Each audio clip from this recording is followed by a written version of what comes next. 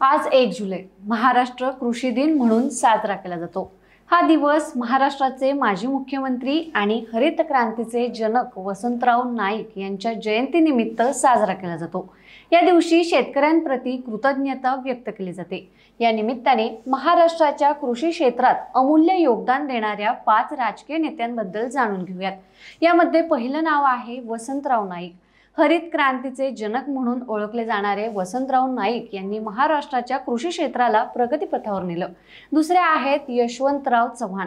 त्यांनी शेतकऱ्यांच्या कल्याणासाठी अनेक धोरणे आखली। तिसरे आहेत शरद पवार। तत्कालीन केंद्रीय कृषी मंत्री आणि राष्ट्रवादी काँग्रेस पक्षाचे अध्यक्ष शरद पवार यांची महाराष्ट्राच्या विशेषतः पश्चिम महाराष्ट्राच्या कृषी क्षेत्रात मोठी कामगिरी आहे। त्यांनी शेतीला आधुनिक तंत्रज्ञान आणि बाजारपेठेशी जोडण्याचं महत्त्वपूर्ण कार्य केले। चौथं नाव आहे सहकार क्षेत्राचे जाळं निर्माण करणारे वसंतदादा पाटील। यांनी महाराष्ट्रातील शेतकऱ्यांना सहकारी संस्थांच्या माध्यमातून सक्षम केलं। आणि 5वं नाव आहे शरद जोशी।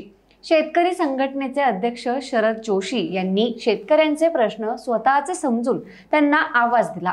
या नेत्यांनी महाराष्ट्राच्या कृषी क्षेत्राला समृद्ध केलं आणि शेतकऱ्यांच्या जीवनात सकारात्मक बदल घडवले।